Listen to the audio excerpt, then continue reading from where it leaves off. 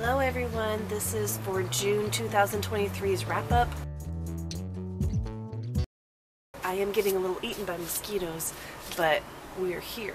And I read 10 books. I mean, I listened to a couple on Audible, but 10 books to talk about.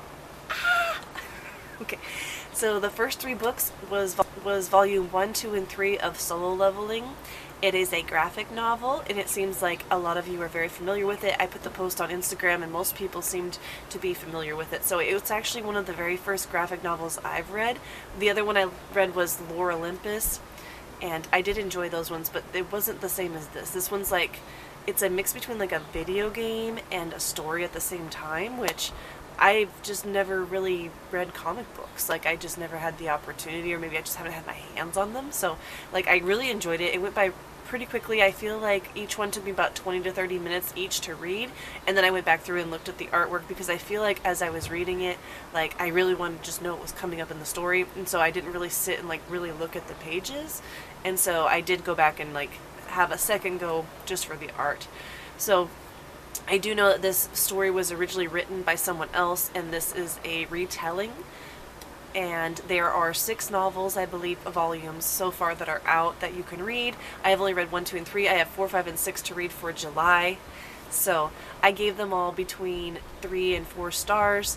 I really enjoyed it. I really, really did. Volume 1, I was like left with a cliffhanger. They really leave you like, just like, what is going on? And the second part, there's just lots of questions. They set you up to be a little annoyed, like, just tell us who it is, tell us about this mystery.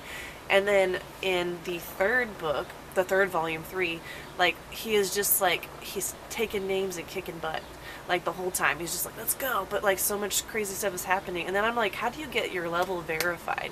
Like, since like you're doing all this naughty stuff behind the scenes like a Matrix character, you know, and like everybody's getting mad, and apparently you're not supposed to like fake your level, but obviously his level's different. But since like he's not technically doing it himself, like, I don't know what's going on. There's a lot going on. There is a lot going on, and it is definitely an underdog story. Love it, love it. So far 3 to 4 stars in between those, and I'll be finishing up the rest of those for July. But I highly recommend, if you have not read a graphic novel, try these ones. And you don't read them backwards like mangas. I have tried, but the backwards thing, like, I don't know why it's so difficult. It shouldn't be difficult. I get it. It's authentic, it's fun, it's something new. Like, it's unique to that, you know, graphic novels that you read backwards. So I'm gonna give it another try. I am gonna try it again to read one of the backwards mangas. I'm getting bitten. Okay. And then I read The Self-Aware Parent, and that one I gave 4 stars. It is 19 lessons about how to kind of check in with yourself and make sure that you're not projecting your own traumas or your own like baggage onto your kids. And I really did think that it offered a lot of insight, especially if you want to if you want to sit and think about it. It's just too noisy in the house this time of evening, so we have to be out here, and it's beautiful. It's just, there are mosquitoes this year like there have never been. Back to the story I was telling you about, the Self-Aware Parent book that I gave 4 stars to. I actually did do quite a lot of journaling questions. Anytime I kind of found something that I thought was interesting, or I was like, kind of made me think, I highlighted it, and then I went back through and I put the quote, and then I did some journaling questions. So that's on my blog at www.bambireadsbooks.com, and it's under the Self-Aware Parent blog. I believe it's under reviews, but I'll put it on the front page after I post this video, and I'll also put a link down here in the description so that you can go and read that if you'd like to. I do plan on making a video for that, so if I have made that video, I will link that down below too, so there'll be the blog so you can do the writing, and then there's also going to be just me going through and quoting it and saying the questions aloud on a video. So I don't have any rights to the book at all. I just really was inspired to have a discussion about it, and I know that I couldn't really find a lot of book club discussions on YouTube, so I thought it'd be kind of fun to do this one. And this book doesn't have a lot of pages to it. I do believe it's under 100 or just over 100, so it was a pretty quick one to go through and discuss. So I just thought that would be something fun to do. Not sponsored, just like the book, wanted to talk more about it. Focus. It's like I'm on Survivor trying to blog about my lovely books. The next one is I Mom So Hard, and I gave this one 3 stars. It's actually hashtag I Mom So Hard, and there are 2 authors for this book. I was saying was I Mom So Hard. It's actually hashtag I Mom So Hard, and it's by 2 people, Kristen Hensley and Jen Smedley. I gave this one 3 stars. I did enjoy it. However, I kind of enjoyed their stand-up more. So the hashtag I Mom So Hard is a book, and they also have a stand-up that you can watch on Amazon Prime for free if you have it. I'm sure it's other places too, but it's hashtag I Mom So Hard by Christian Hensley and Jen Smedley. The only thing that I gave this 3 stars for, and not 4 or 5, was their stand-up and the book are very much the same, like almost word for word the same thing, which I didn't mind, but I was like, honestly, like, I preferred watching their stand-up because you get to see, like, it's just the delivery, I believe, like, because you get to physically see their expressions, like, you get to see, like, their spandex outfits, like, it's just, I just enjoyed the stand-up more than I enjoyed the book. So, and I was kind of hoping that, like, I don't know, like, nothing wrong with, like, reusing material, but I just kind of was hoping that, like, the stand-up would have been, like, a spin-off of the book, like, hey, if you read the book, then you'll also like the stand-up, but they're, like, you know, the same, just in a different delivery. So I gave the book 3 stars, I gave the stand-up 4 stars. It is very much, like, not centered so much around, like, motherhood as it is just, like, being a human female person that has a family, kids, and what you experience and go through and your inner thoughts. So, and it was very much delivered in, like, a sarcastic, funny way. But the stand-up I would definitely recommend if you want to laugh at yourself a little bit. The next one was The Green Millennium, and this one was an audiobook I picked because when I had a sinus cold, I was having trouble reading. I picked out a rainbow for a TBR of books from my bookshelf, and I was like, I'm going to read the rainbow. My sinus headache was not letting me read anything. I couldn't drive. Like, I was just, so I was like, well, I can listen to the rainbow. So honestly, I picked the first one that started with green, and I don't regret it, but I did give this one 3 stars.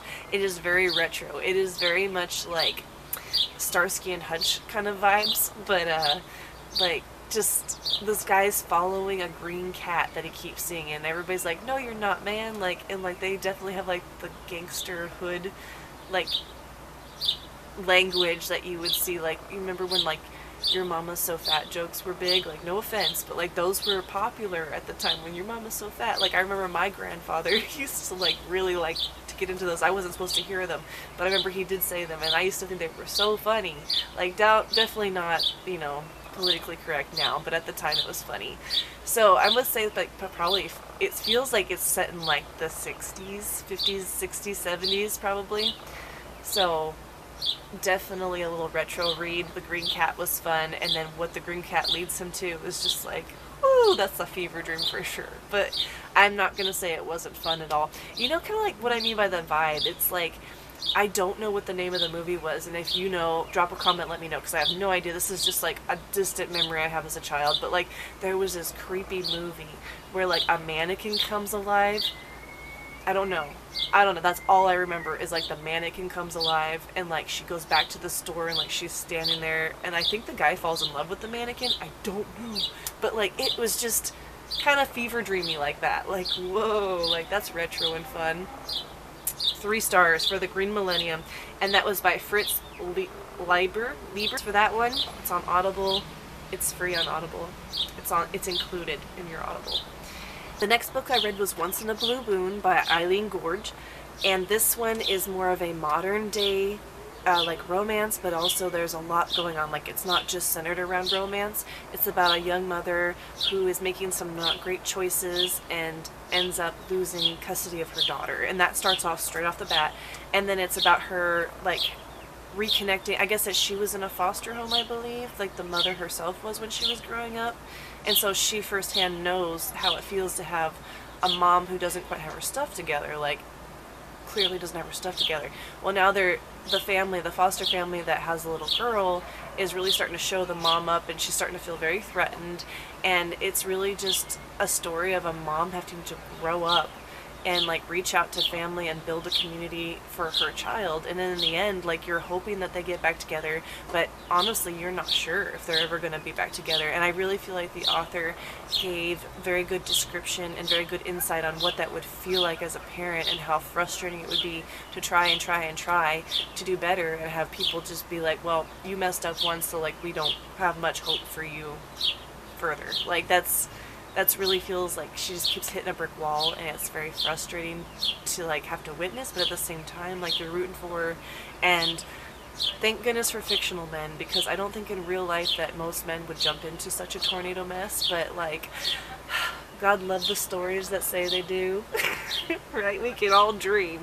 4 stars for Once in a Blue Moon by Eileen Gord, for sure. Again, that one is also on Audible. It's included in Audible subscription if you have it. I think it's called Audible Unlimited, and I gave it 4 stars. I'm sure I told you that. The next one was the Chinese Orange Mystery. I did not love this one. I gave it 2 stars. It was very it was dry. It had like some hints towards like a Sherlock Holmes novel, but then it quotes the fact that it quotes Sherlock Holmes novels. It's like a Sherlock Holmes novel. It's like, oh man. So like, you know what a Sherlock Holmes novel is in the story, and still like it's a very dry one. So, and it's a dry imitation of one. I did not enjoy the writing. I didn't enjoy the plot. I kind of already knew what was going on within like halfway through. Either you're confused or you're like, oh, I already know the answer. And by the time I got to the end, I was just like, man, like, I'm sorry I skimmed. I'm really sorry. So I will not be tagging that, because I usually don't like to tag reviews when I don't love the book, you know. So this one was definitely one of the ones that I picked off of Audible Unlimited that was included. So I will not go further into that. I would say that if you want a mystery, I did read a mystery last year called Last Call at the Nightingale, and apparently it's #1 of the Nightingale mysteries. I gave that one 4 stars, and it was amazing. That one I would definitely recommend reading instead of. So instead of the 2-star read, I give you a 4-star recommendation for The Last Call at the Nightingale, and it is a very beautiful story about a girl who is like going to like these, aren't they called speakeasies? And everybody's wearing lipstick, and like it's such a naughty thing to go to these places and go dancing, you know. But she's a young girl, and then she gets kind of mixed up in some like gangster stuff, but it's very steampunky. And then there's this, oh my goodness, the club owner, like she is just, hello, like a boss lady if I've ever seen one in my life. And like generally, like, even if you're a lady who doesn't like ladies, I was reading the other comments and talking to a few other booktubers, and they were saying that even the nightclub owner made them blush a little. So I have to say, like, even if you're not into ladies on ladies, like, you are going to blush ladies, like, whether you want to or not. So she is just, I have to say, she's my favorite character. Like, she was just so, like, her silk robes, and she's just, I have my stuff together, I answer to no one, and she's got it all together, and she's got all the spies, and she never seems stressed out, like always in control. Like, ooh, I don't know, there was something about that character. That's probably the part of the story that stuck out the most to me, was the club owner. So definitely I suggest you read The Last Call at the Nightingale if you would like a mystery, a little steampunk mystery. The next and last and final book that I read for June was, no, I lied to you. This is the last book before my 5-star review. So this is number 9. One before the end, the one before the last one. The half drum roll. Failure Mode, number 15 of the Expeditionary Force series. And this one is a science fiction. I generally don't read science fictions because I have trouble with, like, the world building has to be so much detailed, and I have to know the rules. Otherwise I get very like, why is that happening? I have to know why. I don't know. I'm a very why person. So this one was one that my partner had on our Audible, and I was like, it sounds nice. It's number 15. Let me just jump in. Oh my goodness, yes. And it's definitely one that you can do on a standalone. It makes me kind of want to listen to them backwards. So what's happening in the story is there's this ship, there's a human, there's an AI, like an artificial intelligence, right? That's what they're called. His name's Opie, and he's very like, I don't know if you've ever seen like Guardians of the Galaxy, but he's very much like sarcastic and just like the end of the world's coming. but like less depressed than the. So he is an AI and he's made friends with the humans. Well, I guess there's these elders that left the planet there not knowing that there was humans. They just left like the AIs, and they don't know about the humans. So now there's all like these threats about like having the robots disassembled or having things blown up, and then there's like this evil robot that he destroyed, and like they don't have him around, and I don't know what he did to make this robot so mad, the other robot. So I need to go back and listen to number 14 now, because I'm like, what did that robot do that made Opie so mad? So definitely there's humor in it enough to keep your attention. It's a good intro to sci-fi. I am still introducing myself to science fiction, so I would definitely suggest this one if you're like me and struggle with it and need a little bit of comic relief to get through it. And I did not feel at all like I was suffering when I was, especially since I was listening to it, like it was very comical. Mosquitoes again. And the author of that is Craig Allinson, and I gave it 4 stars. Craig Allinson gave it 4 stars. And I will be going back and listening to number 14 at some point, probably the next time I have a sinus headache or something, but I am excited to listen to that. And now, I mean it for real this time. The final book, the one that I gave 5 stars to, the one that I'm going to be buying a copy and adding to my 5-star bookshelf because I keep copies of my 5-star favorites, is called The Yellow House. And this one was also part of the Audible Unlimited that was included, and it is by Patricia Falvey. And this one is of an Irish girl, and definitely the audiobook is fun because she actually has an accent in the audiobook, which was like enjoyable. It made it feel kind of like, I kind of like that movie Far and Away. I don't know if you've seen it, but it's a little romance movie. You might like that. Like, it's relatable. However, in this one, she's like, how do I explain this? Like, there's just so much that goes on. Like, there is so much that goes on. She's a factory worker. She has, like, a not-so-great husband. Her husband is into icky things. They have a daughter. Like, she's got all these bickering wives. There's, like, this feud against Catholics and Protestants. She's a Catholic. The guy that she likes is a Protestant, among other things that, like, people say, well, you're not good enough for him, but he doesn't even seem to care. And then she gets herself into a situation, a baby situation, and you know, like her husband and this guy, like she tells one that it's not his and the other one that it is his, even though like it's the opposite. And it's just, and then at the end I'm just like, oh, like Owen, oh my goodness, Owen, like that is going to be one of my favorite, he's one of my favorite characters now, like one of my favorite like fantasy boyfriends. It must have been a squirrel, there's no Google. So we're outside. We're just up to whatever comes at us. So, The Yellow House by Patricia Falvey, definitely loved it. We'll be buying a copy of it. We'll be keeping it. We'll be reading it again. Owen, we love you. Thank you, Patricia, for writing Owen, because honestly, like, God bless him. Seriously, I'd be proud if it was mine, he said. Oh. So that was my 5-star read, guys. Historical fiction for the win again for June. I love all books, I really do. But historical fiction with a little bit of romance, that seems to be where my heart lies. That is where I'm just like, oh, more. And like if you give me a 1,300-page book of a historical romance, I'm not going to be like, oh. If you give me a science fiction book that big, I'm going to cry. Because it's just doesn't flow the same for myself.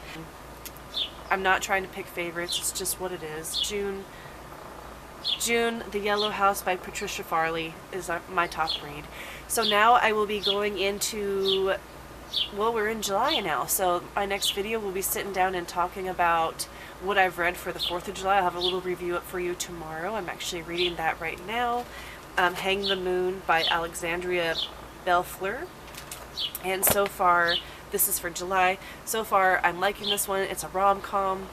It's promising. I'm on chapter 4, so I got a ways to go. Tonight's the full moon, so I'll be staying up and finishing the book while, you know, taking the moon rays, because apparently that's good for you too, and it's summer, so why not? Unless I get eaten by these mosquitoes. I will show you a picture of the hollyhock to you. Blooming. my surprise hollyhock that we got. I threw some seeds out last year, and I guess that it just sprouted this year. It decided to come up, and I didn't know if it was a weed or not, so I left it. And she gave us some big, beautiful purplish, they're not maroon, I would say they're pink flowers. And I don't know if you've ever seen hollyhocks, but it makes me want to just save the seeds and plant them all over my yard. So, alright, well, thank you for visiting. Thank you for sitting through this, and I hope that you guys enjoy the books as well. And like I said, like there's a lot of firsts this month. There was the first graphic novel, my first book discussion with you guys for the Self-Aware Parent. There was my first retro read, The Green Millennium. And, you know, we have a 4-star, we had a lot of 4-star reads. And the 5-star, we have a 5-star read. And if you end up reading The Yellow House, end up liking it, there's also another one there are 2 other books that I would recommend if you like The Yellow House.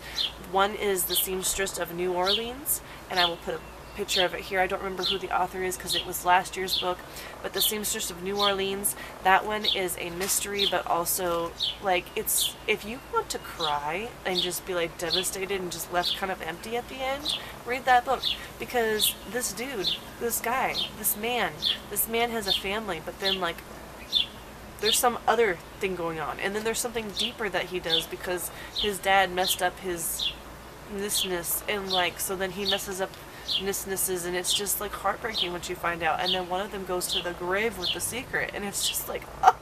I mean, we assume she does never die in the story. I'm just saying, it's a good one. The Seamstress of New Orleans. Some big mysteries come out, and, like, some forced proximity that's not romance happens, and it's awkward, but good.